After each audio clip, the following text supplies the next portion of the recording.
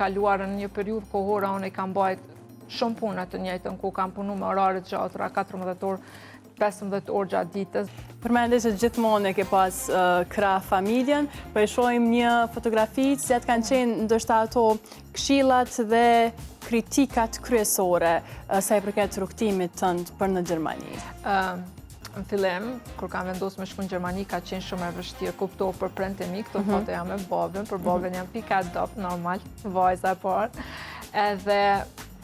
janë mërzit shumë edhe normal, nuk kanë qenë ndoshta 100% pajtimi, prap kam besu në mua dhe në ëndrrën tem edhe në ato se unë ku ndu me arrit, edhe më kam përkrahur në çdo aspekt. Këshillat normal kanë qenë gjithmonë t'jesh vetja, të punosh fort, mos t'ju besosh shumë njerëzve.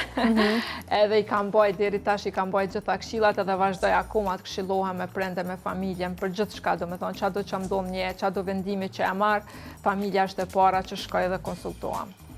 Ndoshta në vendet e huaja është edhe më lehtë shohim ndoshta edhe gjëra jo të bukura, për shkak se e ceke që është shumë lehtë të devjosh ndoshta nga rruga e drejtë atje, sidomos në një moshë shumë të re, siç ka qenë edhe kosovarja në ato vite, po gjithmonë e ka pas mendjen tek puna dhe është fokusuar gjithmonë tek vetja.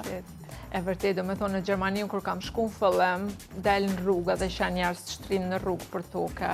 të alkoolizum, drogum, edhe për mua normal ka qenë shok, edhe ndoshta ajo frika, o zot nuk du kur me përfundu kështu, du gjithmonë me punu, du me arrit njëtë kam bajt largë, edhe e kujtoj që i kam thirr shpesh familjen, kam thonë, o zot kam po kështu në rrugë, kam po kështu, edhe normal kanë pas merak, edhe gjithmonë kanë këshillu, shkon punë, qëri punë të tua, mos u merr, mos rri me njerëz që përdoren lanë narkotika, apo që përdoren shumë, abuzojnë shumë alkool, unë jam gjithmonë kundër edhe i këshilloj gjithë njerëz gjithmonë që të rrinë sa më larg, edhe ndoshta këto jam pak me lasdru me sa atje jam mundur gjithmonë me nejtë shumë binarë në rregull, për shkak se edhe kam dash familje mi bë krenar dhe ata mos me bo shumë merak për mu. Ndoshta kjo më kam bajt larg. Edhe puna, them drejtë, nuk kam pas shumë kohë të mire me gjana tjera, sepse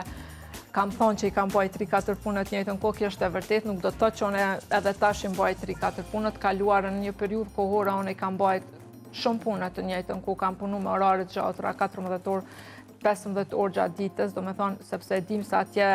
është shumë jeta me shtrenjtë në Kosovë, unë kam jetu vetë, kam pagu banesën, gjitha shpenzimet që vinë vetë, edhe nuk ka qenë e lehtë, ndoshta puna më kam bajt larg dukurive të këqija. Përveç që ka qenë e vështirë në aspektin financiar, themi pak a shumë e mbjetu, sidomos në një vend të huaj, sa je ndje edhe e sigurt si një vajzë vetme në një shtet të huaj?